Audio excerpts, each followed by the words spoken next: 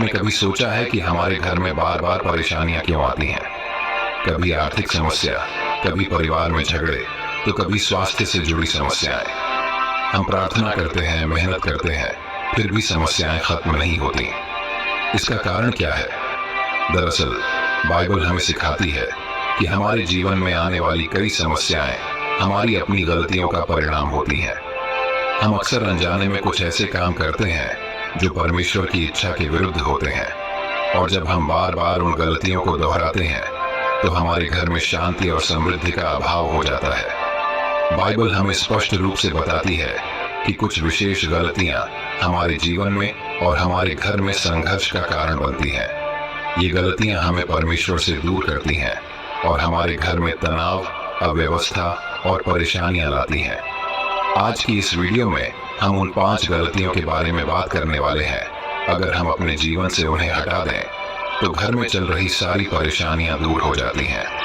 ये 5 प्रमुख गलतियां हमारे जीवन और घर को अंदर से कमजोर कर देती हैं, और इन्हें छोड़ना ही एकमात्र उपाय है। ये गलतियां इतनी साधारण होती हैं कि आप इन्हें महसूस भी नहीं कर पाते, लेकिन इनका प्रभाव आपके जीवन और घर के हर सदस्य पर पड़ता है। तो चलिए जानेंगे कि ये कौन सी 5 गलतियां हैं और इन्हें कैसे त्यागा जा सकता है, ताकि हमारे घर में चल रही परेशानियों से छुटकारा मिल सके। पहली गलती जो हमें छोड़नी चाहिए वह है ईर्ष्या और द्वेष।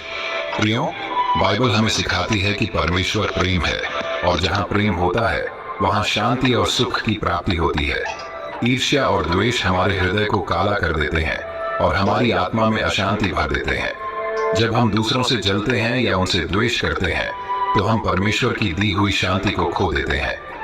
ईर्ष्या और द्वेष को छोड़ना बहुत जरूरी है, क्योंकि यह न केवल हमारे मन की शांति छीन लेता है, बल्कि घर में भी कलह और अशांति का कारण बनता है। बाइबल में याकूब 3:16 में स्पष्ट लिखा है, जहां द्वेष और ईर्ष्या होती है वहां कलह और हर प्रकार की बुराई होती है। प्रियो, ईर्ष्या और द्वेष हमें दूसरों की खुशी में बाधा डालने और हमारे रिश्तों को कमजोर करने का काम करते हैं। अगर आप अपने घर की शांति वापस लाना चाहते हैं तो सबसे पहले अपने हृदय से ईर्ष्या और द्वेष को निकाल दीजिए। जब आप दूसरों की सफलता और खुशी में भागीदार बनेंगे तो परमेश्वर आपको भी अनगिनत आशीर्वाद देंगे। आप देखेंगे कि जैसे जैसे आप ईर्ष्या और द्वेष को छोड़ते हैं, वैसे वैसे आपके घर में शांति और समृद्धि लौट आती है। अब बात करते हैं दूसरी गलती की। दूसरी गलती जो हमें छोड़नी चाहिए वह है लालच और भौतिकवाद। प्रियो, बाइबल में लूका 12:15 में कहा गया है कि जीवन की सुरक्षा धन संपत्ति में नहीं है। जब हम लालच में आकर भौतिक वस्त्रों के पीछे भागते हैं तो हम अपनी आत्मिक शांति खो देते हैं। लालच और भौतिक वस्त्रों के प्रति अत्यधिक मोह घर में कलह और परेशानी का कारण बनते हैं। अक्सर हम इस लालच के कारण अपने परिवार के सदस्यों से भी कटने लगते हैं और एक दूसरे के प्रति प्रेम की जगह धन और संपत्ति की दौड़ में लग जाते हैं।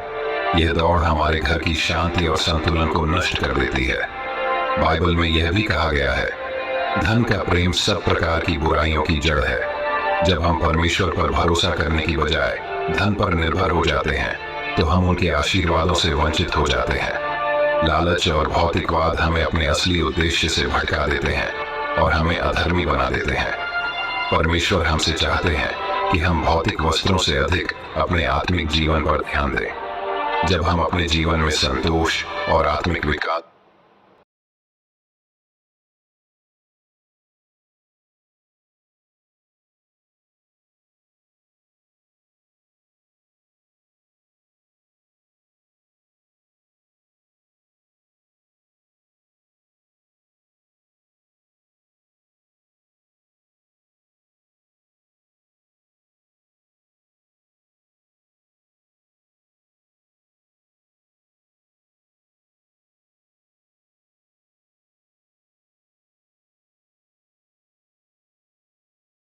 को प्राथमिकता देंगे तो घर में भी समृद्धि और शांति का वास होगा। अब बात करते हैं तीसरी गलती की। तीसरी गलती जो बाइबल के अनुसार हमें छोड़नी चाहिए वह है अहंकार।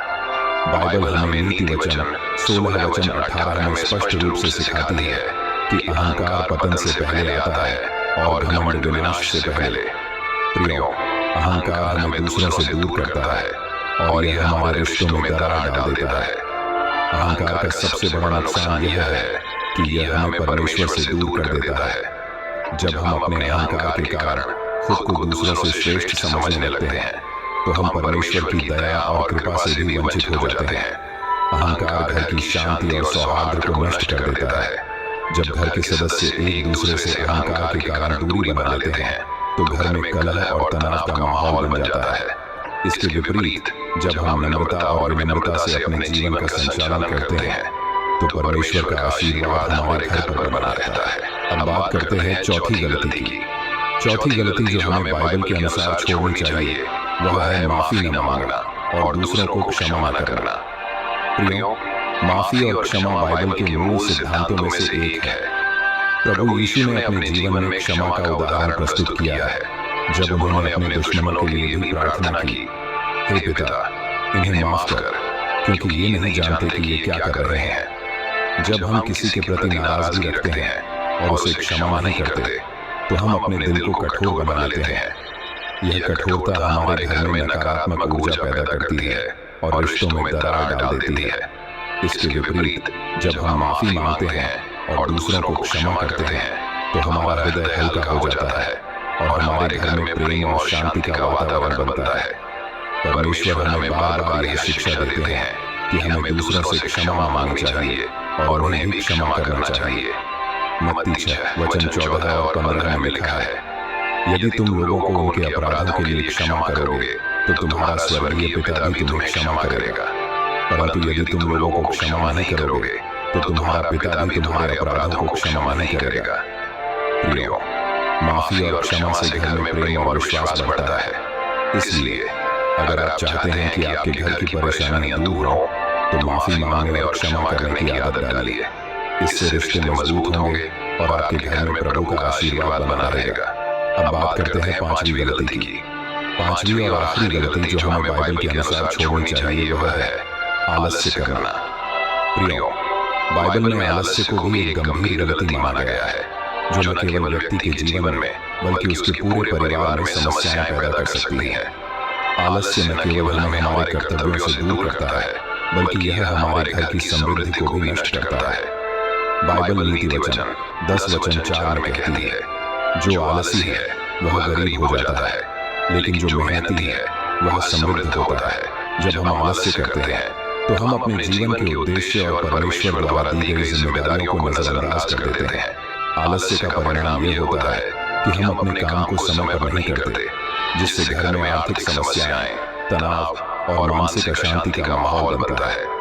परमेश्वर हमें कड़ी मेहनत करने और अपने कर्तव्यों को पूरी निष्ठा से निभाने की शिक्षा देते हैं। यदि हम आलस्य को छोड़कर अपने जीवन में परिश्रम और अनुशासन को स्थान देंगे तो हमारे घर में समृद्धि, शांति और सफलता का मार्ग प्रशस्त होगा। तो प्रियो, यह 5 प्रमुख गलतियां हैं जिन्हें बाइबल के अनुसार हमें अपने जीवन से निकाल देना चाहिए। जब हम इन गलतियों को करना छोड़ देंगे तो न केवल हमारे घर में शांति और समृद्धि लौट आएगी बल्कि परमेश्वर का आशीर्वाद भी हमें प्राप्त होगा। बाइबल हमें सिखाती है कि हमें प्रेम, क्षमा और नम्रता के साथ जीवन जीना चाहिए। जब हम इन सिद्धांतों को अपनाएंगे तो परमेश्वर हमें और हमारे परिवार को हर प्रकार की समस्याओं से मुक्त करेंगे। आशा है कि इस वीडियो ने आपको कुछ नया सिखाया होगा और आप इन गलतियों को छोड़कर अपने जीवन में सकारात्मक बदलाव लाएंगे। अगर आपको यह वीडियो पसंद आई हो तो इसे लाइक